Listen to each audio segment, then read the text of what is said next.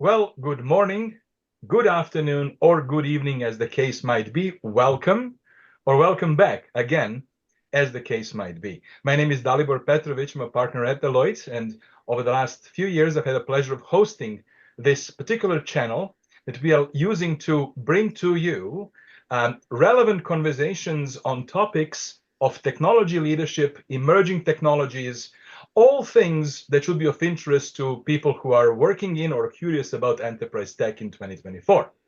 Today, July the 18th, 2024, we are having a very, very interesting and slightly different webcast.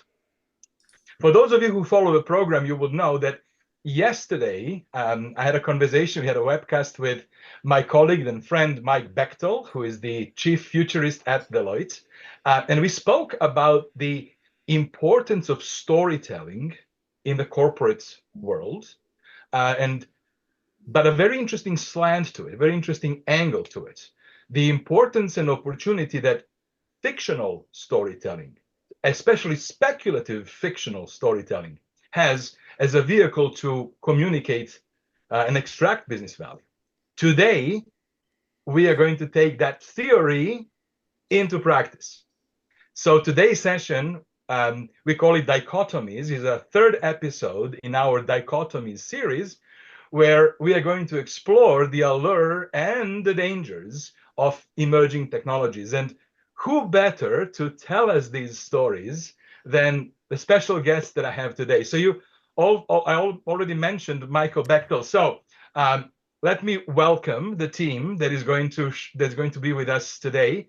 Mike Bechtel, who, as I keep saying, has the coolest title of all 500,000 Deloitters around the world, our chief futurist. Hey, Mike, guys. It's a pleasure to see you. Welcome back to a conversation.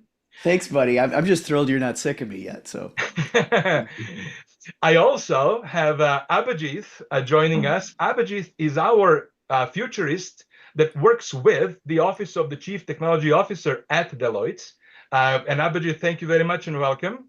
On Abhijith's team, and colleague of Abhijith, Sarah Mortier, is also with us today, as well as Angela Hung from our Innovation and Technology Strategy team out of the United States.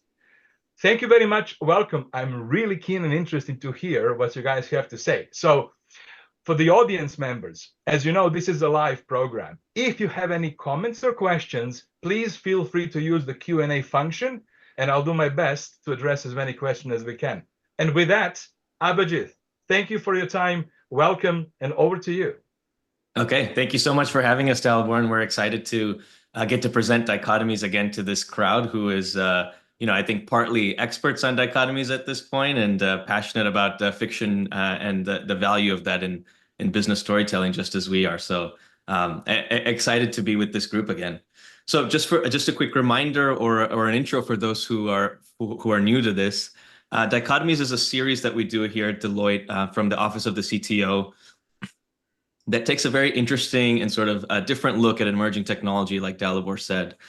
We take given one emerging technology at a time, whether it's biometrics or generative AI, or in this issue, spatial computing, and we use speculative fiction stories to imagine the future 5 to 10 years out and understand exactly what that will feel like for the people who are using that technology. As Mike previewed on Tuesday, and as y'all hopefully know well by now, it is our strong belief that fiction is a vehicle for business value. It is a way for us to provide case studies for the future, which definitionally has no case studies, and allow people to better understand what the promises and pitfalls of emerging technology can be. Last crucial point on that, the reason we do this is sort of counterintuitive. We actually don't think that the future is going to be all positive or all negative. Of course not. It's going to be exactly as we make it. So the sooner we understand how to bring about the positives and mitigate the negatives, the better future we can create. As we go into the stories today, you'll know that you just want to keep in mind that the positive future we often refer to as the allure, and the less great future we refer to as the concern.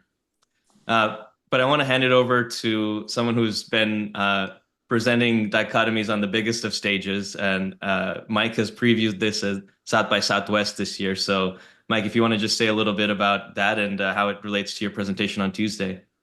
For sure.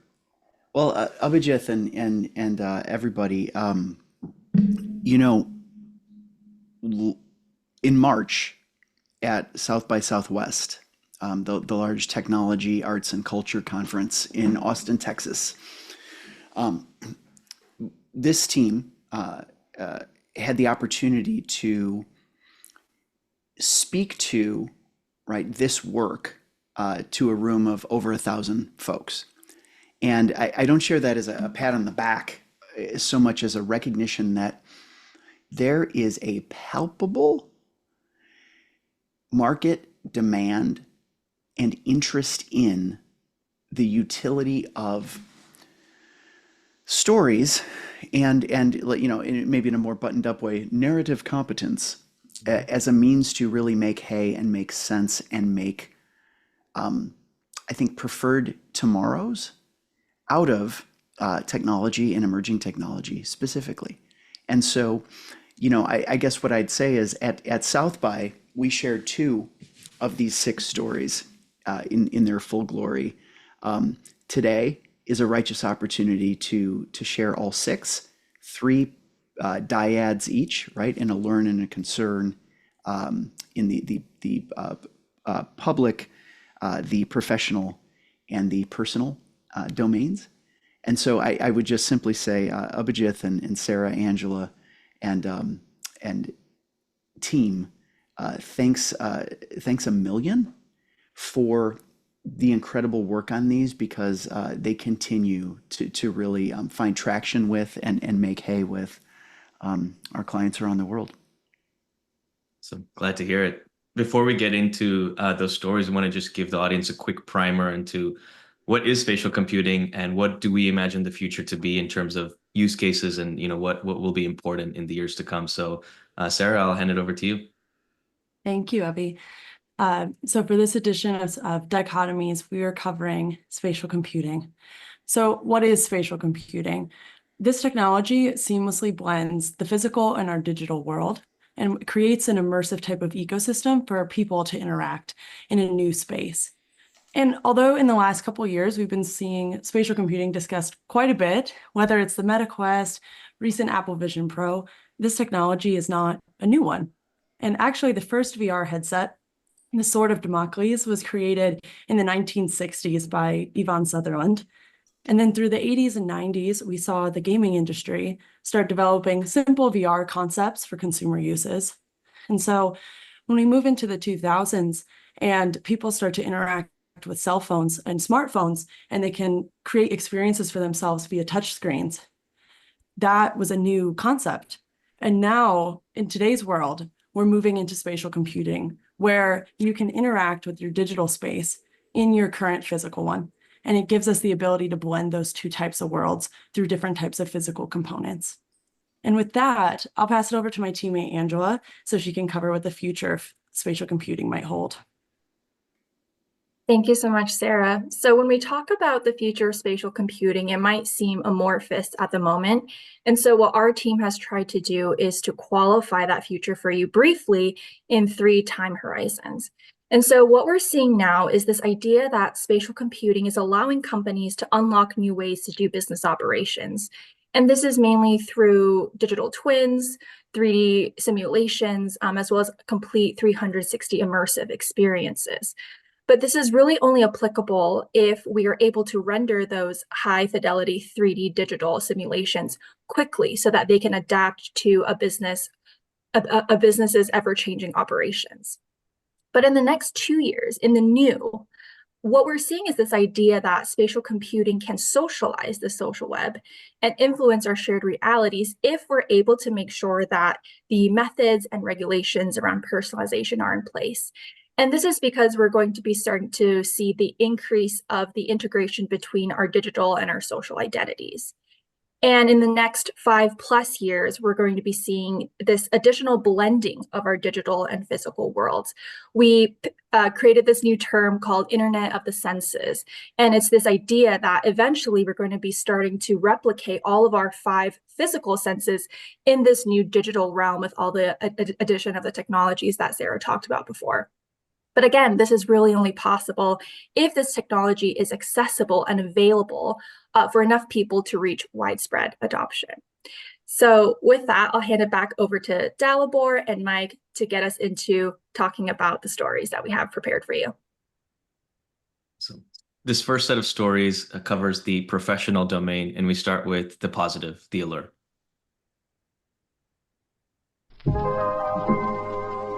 Kiev checks the settings on the grill as he closes the lid over his signature Friday dinner, marinated pork ribs. Though it's spring, his breath is visible in the cold Quebec air. As he looks around, there's no other house in sight, just snowy hills from a lingering winter. Behind him, he can hear his kids and grandkids laughing inside the chalet that he bought last year upon retiring from full-time work. He enjoys being able to host them in this remote luxury, but if he's honest with himself, as he watches the temperature on the grill rise, he misses work.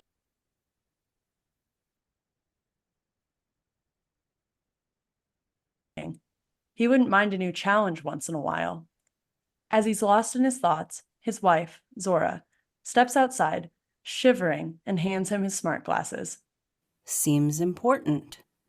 He sees a call on hold from Kaya, his former boss from Orbit Glide, a rocket manufacturer. He holds his eye contact on the accept button and sees Kaya's eyes widen as she takes in the view. Wow, show me around. Hiep pivots slowly to give Kaya the panorama as she clicks her tongue in disbelief. I promised to keep it short, but we really need your help. Would you have just 30 minutes to... Yes, I'd love to. I knew you'd say that. I sent a drone with a headset. It should arrive any minute. We need you to figure out why this rocket won't confirm launch readiness. She cuts the call, and a drone rounds the corner of his house. On his smart glasses, Hiep sees a diagram of his patio, which he confirms by blinking twice, and the drone gently sets the package on the picnic table and unseals it. Hiep dons and powers on the device within to find Kaya waiting for him. Hi there. Love the new specs. Yep, better tracking, full immersion, etc. Most importantly, built-in secure satellite comms. Put on the fingertip accessories. Slick. Hiep places haptic sensors on his index fingers. Kaya renders the digital twin of the rocket. Using hand gestures, Hiep nimbly manipulates the hologram's orientation. He feels the dexterity in the sensors as he drags his fingers along the image to graphically expand components and reference metrics. After some quiet, Kaya muses. You haven't lost your touch. Quick hypothesis? Just hunches. I need the live feed. Biak factory, floor view, middle. A third video materializes between Kaya and the hologram. Hiep recognizes the assembly floor and the puzzled engineer, Philip.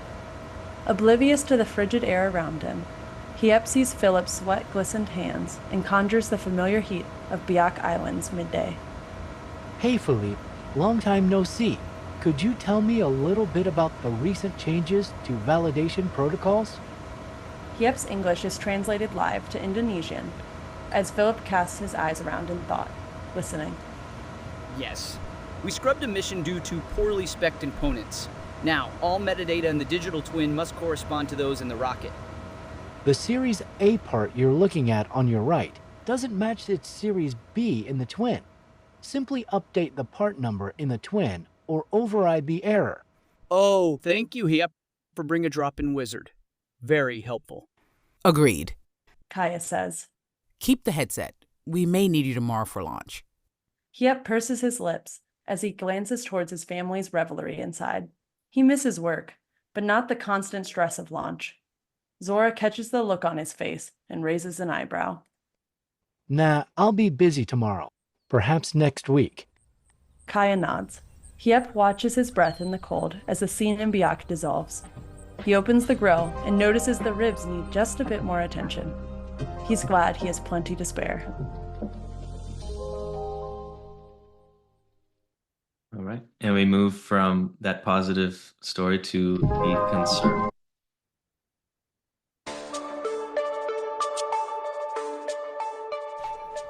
Caroline rushes to her locker a minute after her shift begins. The plaque in her locker celebrates 10 years of service at Orbit Glide's Georgia factory, and below it, an outdated headset from her assembly line days in the 2020s gathers dust. I miss the days without these. She mutters under her breath as she dons a pair of factory-grade smart glasses and walks down to the factory floor.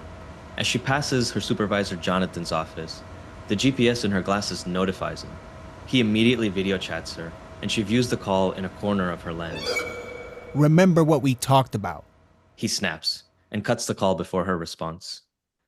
Recently, Jonathan's been pressuring her to ensure her team becomes more efficient, keeping up with the factory average output per hour. He wants her to study live video from her direct report's glasses, which are rife with step-by-step instructions and reminders. She knows accidents have decreased thanks to constant monitoring, but she still feels uneasy as she begins reviewing her colleagues' displays. She sees one of them, Daria, responding to a family matter over text. Caroline quickly swipes away by moving her eyes. It's too late. Daria must have been notified of the monitoring. Caroline takes off her glasses, hoping to make real eye contact with Daria across the room. Sorry. She mouths. But Daria shakes her head and trudges to the bathroom without her glasses before being stopped by a safety robot. Safety glasses must be worn at all times. Caroline sighs as she turns back to her station. Company announcements appear as projections on the transparent screen before her, along with a visual options menu. Caroline selects Map View to route her monitoring rounds and machine assignments for the day. As she begins to walk around the factory, real-time production data and digital twins appear in her display if she holds her gaze on a given device. Her glasses display an alert. Her teammate Eric has been flagged as inefficient. She blinks twice to observe his feed and turns on sound. This stupid thing. Eric groans. He's recently confided to Caroline that he's recovering from a car accident and moving slower as a result. The system prompts her with options to send a text warning or use a preset speech over video. She tries to shake her head to ignore them, but they won't budge. She doesn't want upper management to know about his condition.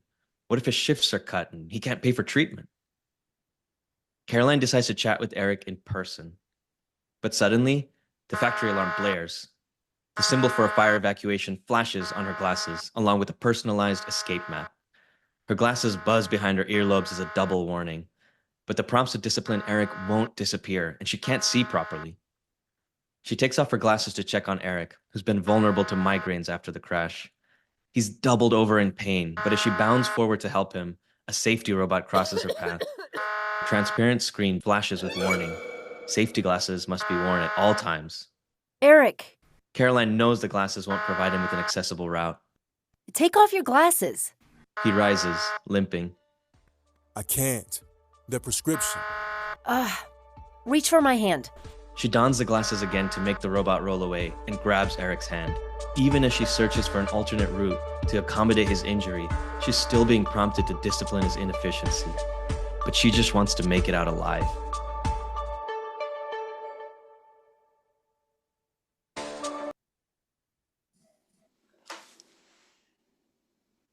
All right, we can move into the takeaways, Mike. Yeah, my laughter on the back of that dystopian vision isn't meant to be macabre. It's just sort of in the back of my head. What I was thinking was like Black Mirror's got nothing on this team. You know, the thing that jumps out to me here is how, by and large, the things that go wrong in Caroline's story aren't the result of traditional cartoon villains, right? Like twisting their mustaches and trying to do people harm, right? Like theoretically, that efficiency algorithm was right-minded and built by thoughtful engineers who realized that metrics matter and KPIs should be adhered to as a means of delivering high-performing outcomes.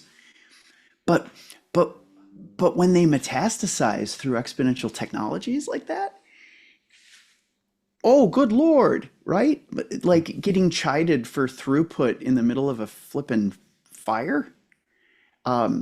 that's exactly the kind of knuckleheadery at scale that can happen if we're not thoughtful in kind of the development of these tools. And so for me, that's the big takeaway, is that Heap's heroics, like right on, as designed.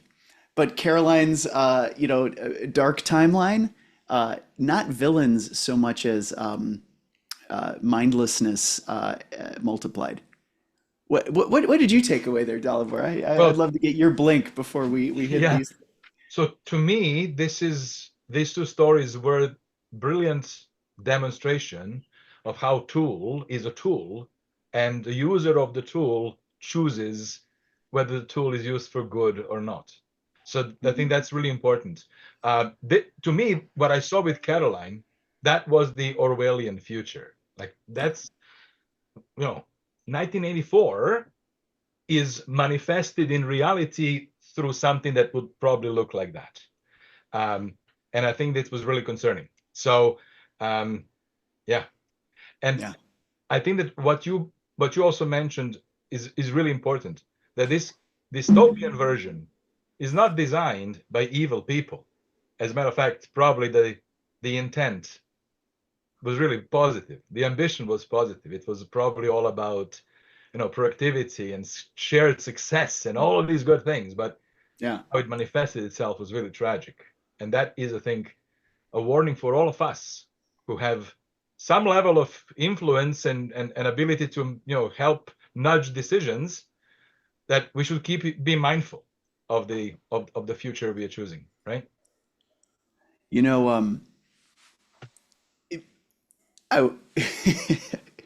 My son Brady is 18. He's headed off to university, but I remember they were in high school. They were reading 1984, and the whole notion of Big Brother being this singular surveilling problem.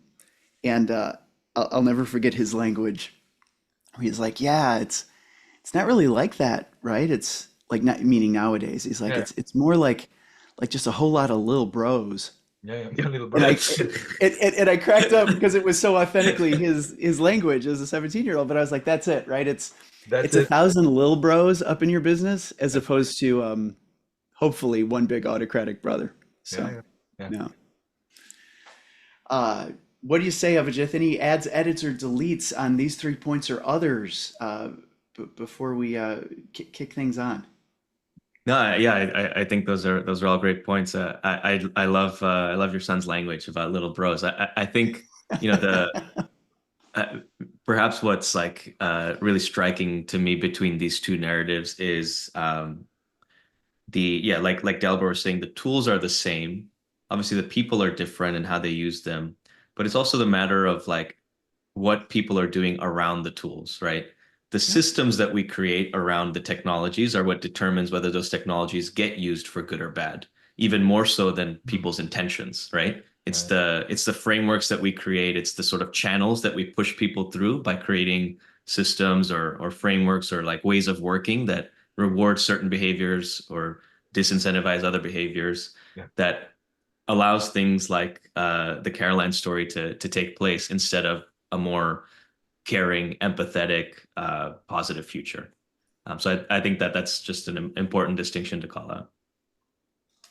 Awesome. Thank you. Yeah. Should we move on to the next set? Yeah. All right. So we move from the world of professional, from the workplace to the very personal, and we start with the positive again.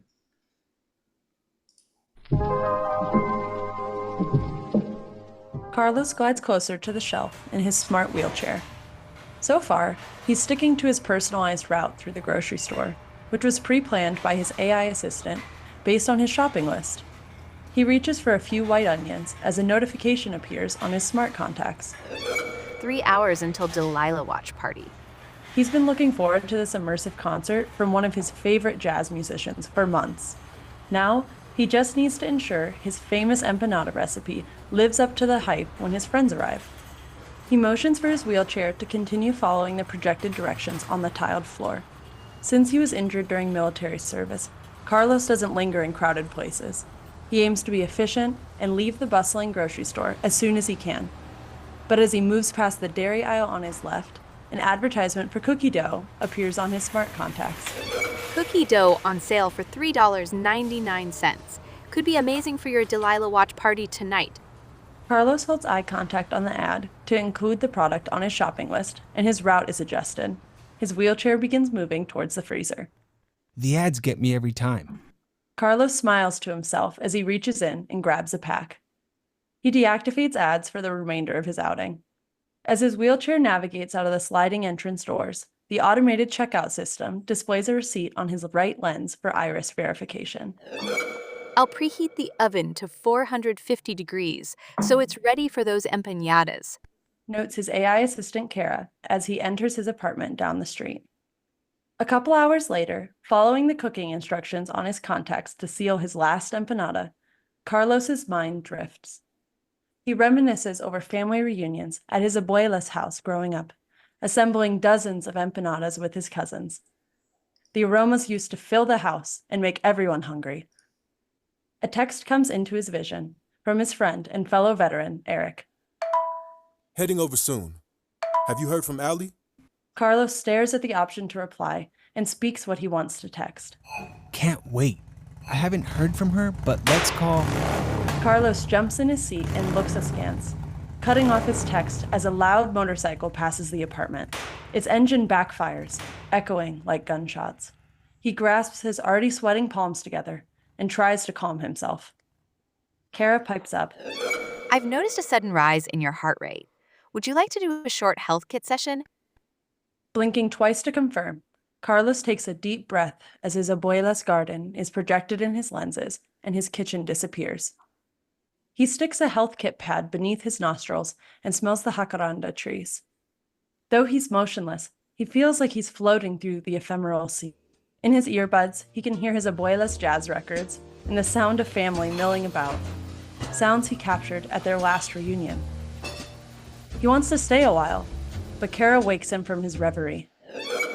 Heart rate is now steady. Your event is starting soon. Feeling calmed, Carlos exits the app. He's glad he listened to his doctors and purchased a health kit after returning from service a year ago. He places the empanadas in the oven and enjoys the smell emanating through the apartment. He puts on his own Delilah records to prep for the concert. Even though he can't attend in person, he'll be able to access different views and even feel like he's on stage next to her.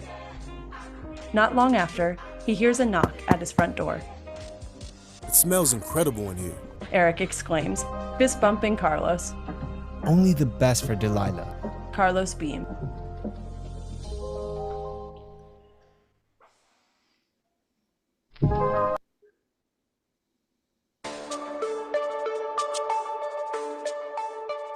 Allie needs to change her settings. In her smart contacts, every spare surface at the coffee shop is filled with advertisements. One of the walls offers her a discount to return to tech addiction rehab. She blinks at the ad to close it, so she'll receive less of them. Another one pops up in its place, suggesting a therapy dog. She shakes her head slightly to move into a social media app. Browsing the faces of the other customers, she hopes her contacts will recognize an attendee for tonight's fundraiser. But no one is highlighted, and she's not surprised. With the election being over a year away, Atticus Armstrong wasn't well known yet. But since returning from active duty, Allie has felt more passionate than ever about elections and supporting candidates. Tonight's event could change the game for Armstrong. If they raise enough money, he'd be listed on the ballot. Allie looks down at her desk to make it a screen and views the event once more, using her fingers to scroll through the details. Nearly 2,000 people are attending the event, which starts in an hour at the football stadium downtown. Her earbuds chime, and a notification appears in her lens suggesting a video about tonight's fundraiser. She hovers her gaze on the accept button to play it. Atticus appears and begins talking about his values of peace and providing more resources to veterans. Images of his family volunteering at a soup kitchen appear behind him as he talks about the importance of giving back to his country. Allie's heart beats faster with the anticipation of finally finding a community of like-minded individuals. When her video finishes, Allie notices the bill and an option to pay flashes on her lens. Using iris recognition, she confirms the payment. Yet another notification pops up from the evening's event. It asks if she can donate one last time, and she gives another $100. It's time. Allie rises, brushes the crumbs from her Armstrong 2036 t-shirt, and orders a taxi on her desk screen. As the driverless car navigates to the location she shared, Allie receives a video call from her friend, Carlos. Coming over for the concert? The opener is on. No, the Atticus Armstrong Presidential Fundraiser is tonight. Oh? Never heard of him. Where do you find them? You need to pay more attention, man. This is our future. Allie chides and fills him in on the details. Allie, this doesn't sound right. Have you taken off your contacts at all today? Bye. She hates how Carlos tries to shepherd her use of tech. Allie's car arrives in front of the stadium, and she's checked into the event. She begins to hear the faint din of a crowd. People of varying ages, dressed in the same t-shirts, are all holding signs of peace and chanting. She breezes past them, surprised not to bump into anyone on the way, and joins two people near the front entrance. Armstrong for president chants fill the air, while Allie joins a synchronous clapping, excited to finally see Atticus in person. Without warning, her hands are pulled back and restrained. Her contacts and earbuds are suctioned away. Two police officers stand over her. I'm just here for the fundraiser. She insists. Your contacts have been hacked.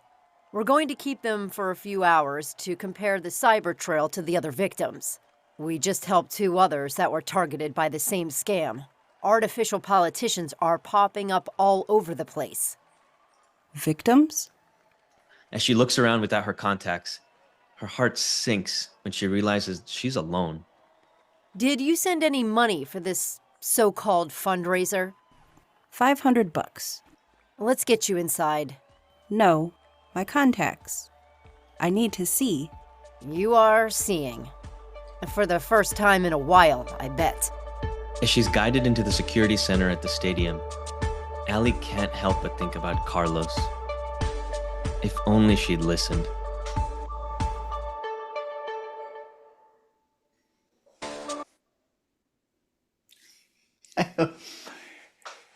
I think it's a feature. Okay, a couple things. One, goosebumps. Yeah. At both the story and the multimedia production thereof. Heidi on our team, big shout to you in a public forum for the richness here and team for the writing. But that I feel tempted to like laugh at the end of these. I think is kind of a feature insofar as you're activating the whole self, and I'm like, whoa, I have things to say, in the way that you wouldn't have things to say maybe to a white paper. So mission accomplished, y'all. Three quick reactions, Dalibor, and I'd love yours, pal. The first thing that comes to my mind when I see these, one is screen time. You know, like as a parent, I think about limiting my kids' screen time. And, you know, then I see pictures of myself, like we talked about the other day, you know, laying 2 feet from a cathode ray tube at the age of 6 in 1985. And, you know, I think screen time's always been a thing. But when you look at that trajectory, like, good Lord, the amount of time that that we'll spend with digital intermediation only figures to still go up from here. The second thing I thought about when I saw these was echo chambers. You know, that kind of that idea that like we live in our own bubbles, and maybe we ain't seen nothing yet. I mean, the idea that Atticus Armstrong had a following as a hashtag artificial politician, what? Feels crazy, but the future should, you know? And then the third one to me was just this idea of like deep fakes. I know we've talked as part of our Deloitte Tech Trends about Reality Defender, a company that's helping fight math with math and watermark online content to ensure that it's like certified organic, right? To let you know like, that thing's been tampered with, whether it's picture, video, text, audio. And similarly, we ain't seen nothing yet. And so Dalibor, like, what'd you pull out of here other than things we think now are problems ain't nothing yet? to me, that actually is the message. That that is what I take away. Things that we think are a problem now, we haven't seen anything yet, which is really the story of Ali, right? Yeah. It looks like she has converted her life into an imagination, right? And is living it actively, completely enclosed and encapsulated in this matrix that got created for her, right? Right. So I think this is yet another early warning. What a speculative story to warn us about what we should be thoughtful and careful not to put ourselves in. And I agree. I think this is actually a very, very reasonable and realistic thing to expect, especially if the time frame here is, the next decade. I'm sure something like this will be possible. Well, my 10-year-old tells me about fringy political candidates. I'll leave it at that so as not to get anybody in trouble. But people I've never heard of. And it's because of his algorithmic feed, right? And so that some of this is already happening is already happening.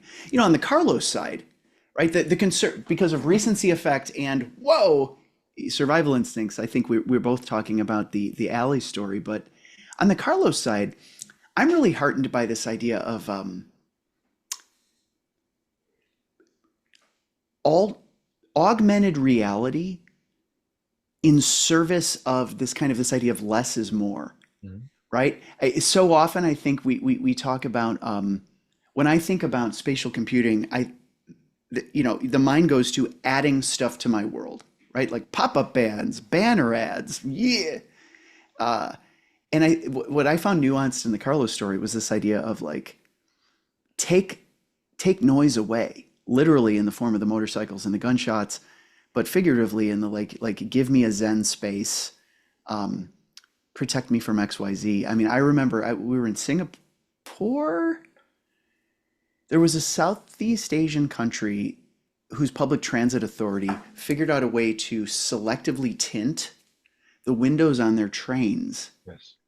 Right? So that when you passed apartments, they weren't transparent, just for that second, to respect the counterparty's privacy and yours. And I thought that is a clever idea of, I guess what Abhijith you're showing here is kind of accessibility baked in, or thoughtfulness there. Team, what are your thoughts on this one? Some other themes maybe that we're cooking in there. Yeah, I'll say a couple of things. We'd love to hear from Sarah and Angela as well. But I think one sort of distinction on just the technology that we're featuring in these different stories. We're talking sometimes about smart glasses, sometimes about smart contacts, and to think about if you're pairing smart contacts, which you'd probably typically take off less than glasses, you'd maybe like leave them in throughout the whole day. You pair those with earbuds. You create a situation where Ali is able to be just sort of completely taken into a different sensory environment, and the sort of risk of that is stuff to think about. On the flip side, on the positive side, I think, it actually reminds me, Mike, of a piece that you've written about before on LinkedIn about in the advent of AI. It used to be that 10, 20 years ago, like you could make a bet with your friends, like, oh, like who remembers like who's the best picture Oscar winner from 1974 or whatever, right? Yeah. And with the advent of AI and Google searches and things like that, like that sort of knowledge isn't as prized or necessary anymore. You can just look it up, right? You don't need to hold that in your brain. Right. And I think one of the interesting things about Carlos's story here is he uses the health kit that he has for to deal with his PTSD, and not to generate some dreamland, to generate a memory of his grandmother's house with the smells intact, with everything sort of intact of like his family's presence there. And I wonder about a future where we even rely on technology for hosting or holding our memories in that sense. How much do we need to figure out how to keep memories and keep sensory memories when that's cool. We can record and have technology sort of give that to us when we need it, right? Because when you're scared about the sound of a gunshot, it's hard for your brain to think about those things, but technology can give it to you.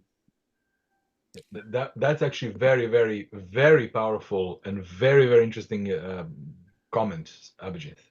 I do have actually a question from the audience. Patrick is asking about AR contact lens. He says, just like me, Patrick, I would like to add, we've been waiting for the AR contact lenses since we were kids. So the team, do you guys are able to comment on sort of how real are the AR contact lenses, and what do you have any insights on where things are at and where things might be going in that respect? I know I might be putting you on the spot, but I'm just curious because it was a good question. Yeah, I'm happy to say a little bit about that.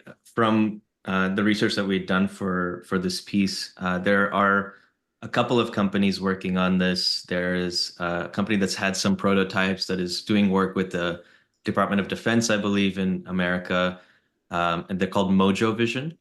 And they've shown their prototypes to where you can sort of put on a contact lens, look up at the night sky, and be able to say like, oh, these are the constellations in the night sky. So they have that sort of mapping readily available, as well as like street directions for navigation. And I believe I remember reading that Samsung has filed some patents along this line as well. But yeah, we're still not around the corner. This is going to take some time. Sarah, Angela, do you guys remember any of the research speaking to this as well? Thank you. Excellent. And now we're going to go to the last set of stories. We had 3 stories today, so this is the last set of 2 stories, right? Yep, that's right. Yes.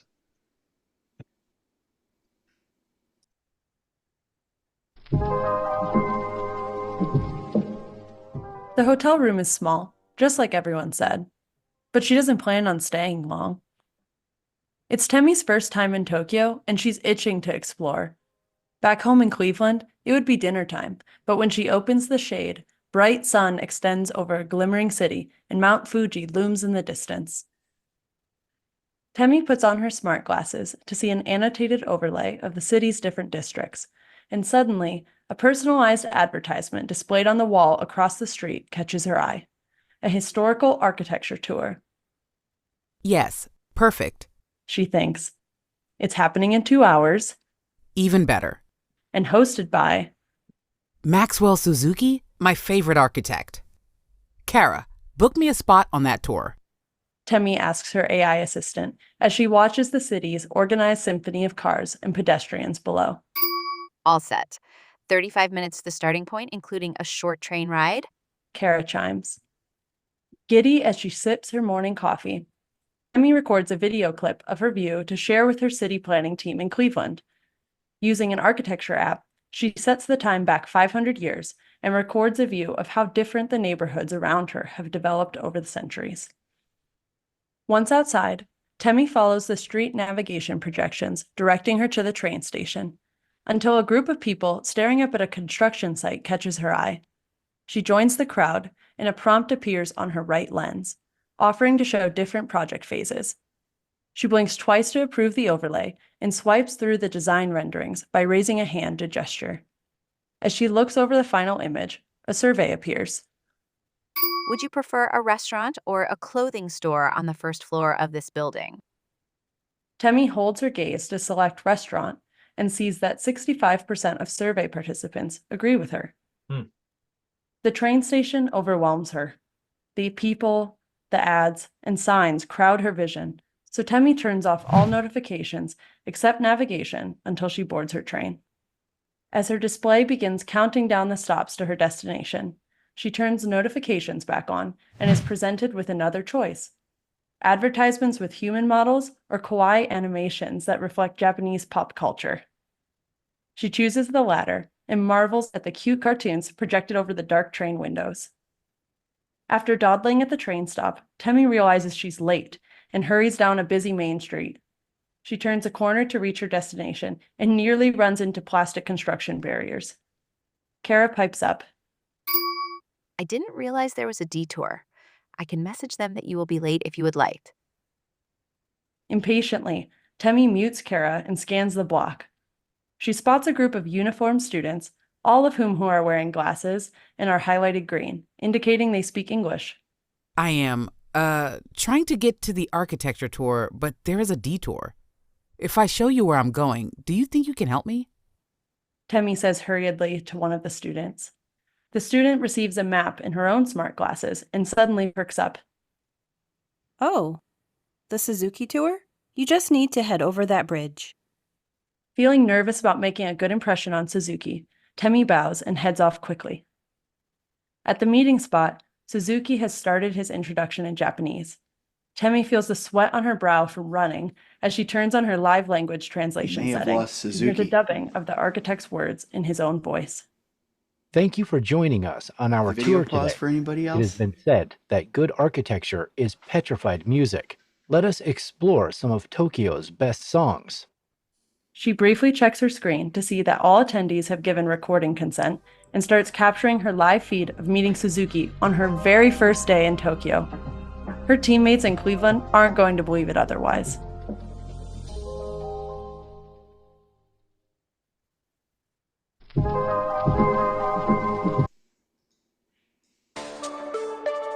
Even if you don't love it, this is the real world, and you have to deal with it. Amari is irked to see the avatar of his sister disappear from his laptop. Ugh, not again. He exclaimed after Maya ended the call with him after a scolding. He stares out of his dorm room window for a moment and says out loud to himself, How does a call to plan my birthday end in an argument? Maya suggested an immersive gaming experience they could attend without leaving their respective states. But Amari longed for an in-person meeting with his sister to ease his loneliness. They'd been inseparable as kids, but since Maya began working in tech, all she does is hype up the digital world. In fact, she's even bought an AI partner and a robot that simulates hugs, which still confounds Amari. Amari tries to shake off his doubts as he gathers his belongings for the big day ahead. He'd won a college competition to meet with renowned French architect Jacques Moreau, who was only going to be in town for a couple of days. Amari's passionate to share his ideas for redesigning underdeveloped neighborhoods, like where he grew up in Cleveland, to contain more green space, walking trails, and food sources. The physical needs cities have neglected in favor of expanding digital services. He daydreams about working with Jacques as he walks across campus, until his friend Kevin calls out to him from across the road. Amari! Amari starts to cross over when, from the corner of his eye, he spots a car speeding towards him. Kevin screams. Amari hurls himself out of the way just in time. In disbelief, he watches the car speed away. He recognizes the license plate. Kevin rushes over to help Amari stand up. Someone's gonna get killed by a driver wearing smart contacts. They need to bring back the physical stop sign here. Amari sighs. Was that Casey? I think so. I heard a rumor that he blocked the two of us out of his smart contacts ever since we called him out in class for being privileged. Amari's jaw drops as Kevin details other classmates who had blocked those they disagreed with out of their smart contacts, in essence, rendering them invisible. His mind whirls. How many realities is he excluded from? I have to go, Amari says, speeding off in a daze. He rushes into an office for a scheduled meeting and is greeted by a robotic assistant who leads him to a booth and directs him to wear a pair of smart glasses. As he does so, the face of Jacques Moreau spreads across the wall in front of him. Hi, Amari. Pleasure to meet you. I arranged for this office so you could borrow some glasses. I know you might not be able to afford them. I thought we would meet in person. Amari responds, surprised at his own curtness. He didn't expect this. Ah, but this is how architects work now. Get used to it. Jacques rolls his eyes as he displays and manipulates models of city plans that Amari sent in advance. But Amari is distracted by the self-view in the corner of his eyes. His skin looks much lighter than his usual complexion. Was that a setting forced by Jacques? Amari's neck hairs stand up. For the remainder of the call, as he tries to get in a word, he can't help but recall what his sister said this morning. Nothing about this world feels real.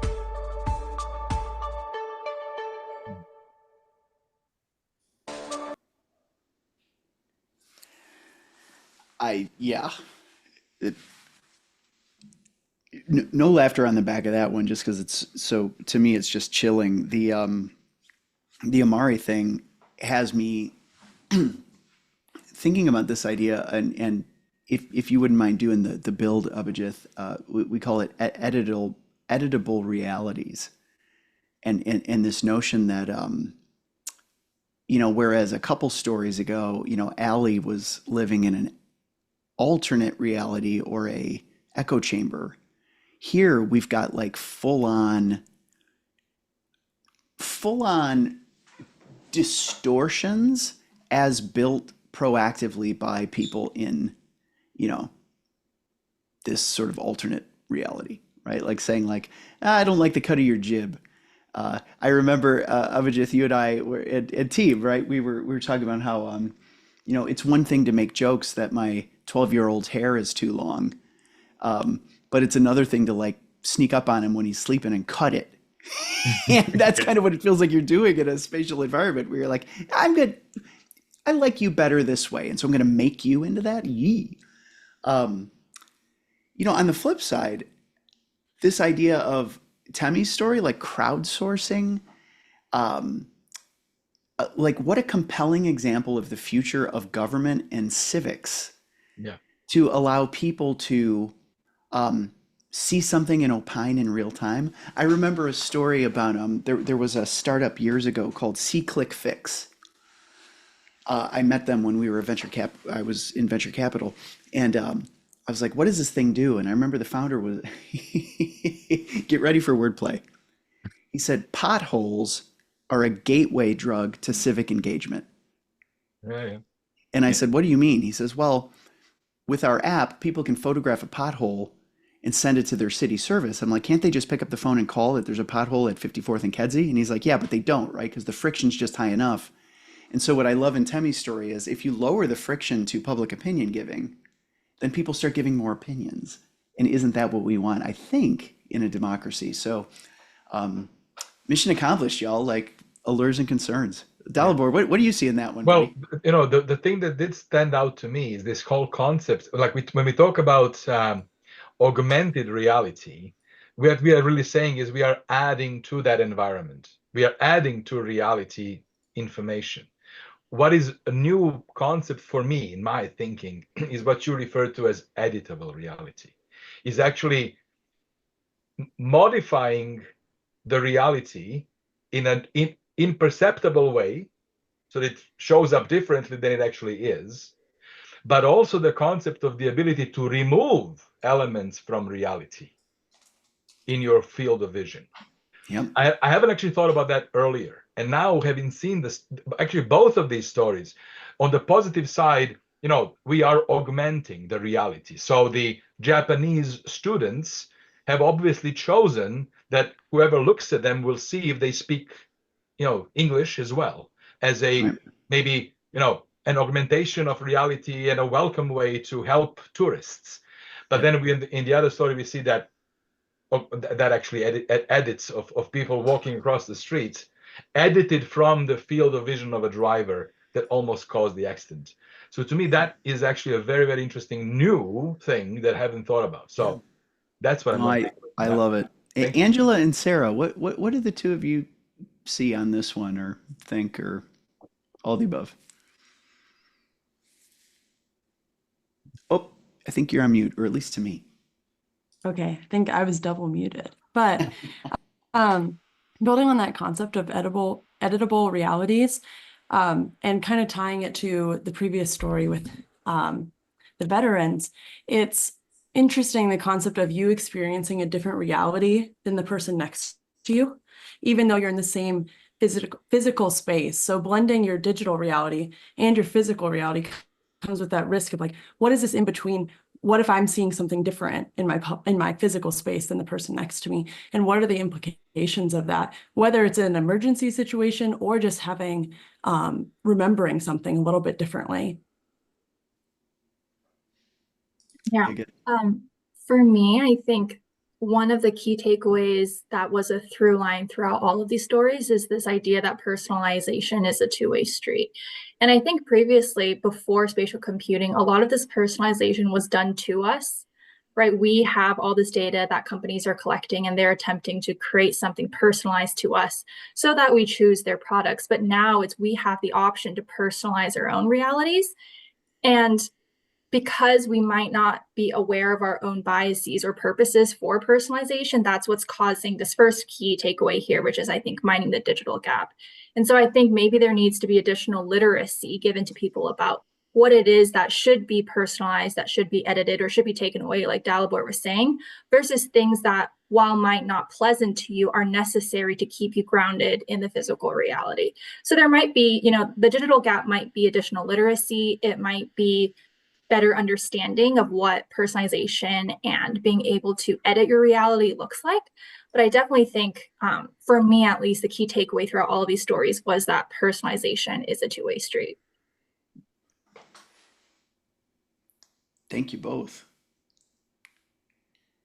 Team. Abhijith, I think we can take us home. Yeah. All right. Awesome. Quickly flip up these use cases for those who are sort of tracking along on what the business implications of all these things that we've talked about is. And yeah, thank you all so much for joining. We've gotten through our three narratives here. We want to leave you with a couple of things. First being a little bit of a thesis, an epilogue, or if you will, of why we do these fictional stories in the first place. We believe that the future of technology is the future of us, the humans who will be using that technology. Fiction, then, in the way that we've used it today, is a vehicle for empathizing with the generations to come, putting ourselves in their shoes to ask what could happen to us as spatial computing becomes mainstream, as it becomes more accessible, as it becomes more a part of our everyday lives and influences the decisions we make, the systems we create, and the people that we become. So thank you so much again for joining us on these disparate journeys, and hopefully taking away a little bit of imagination for what's to come. Dalibor, I'll leave it to you and Mike to conclude. I'll just put up this slide for those who want to learn more. Thank you very much, Abhijith. Mike, any closing remarks from you? Just, team, thank you for helping us stamp out mindlessness and ignorance. Honestly, like I in the long lens, I've been told that entropy wins, but talk about fighting the good fight for intentionality and mindfulness and building the futures we want to get to. So just thank you, Abhijith, Sarah, and Angela, so much. Thank you, Mike, and everybody. Absolutely, Abhijith, Angela, Sarah, much appreciated. And for our audience members, of course, these were some examples of how fictional storytelling can be useful to tell the use cases of the future. So my challenge to all of you is to think about how can this apply to your current work environment. Can you tell the stories of your ideas in a way that will resonate, right? This is why we are putting this programming on. So with that, of course, the session is recorded. It will be posted on YouTube very shortly, and I will make sure that everybody gets the link. With that, thank you all very much, and have yourselves a lovely Thursday afternoon. All the best, and see you soon. Bye-bye.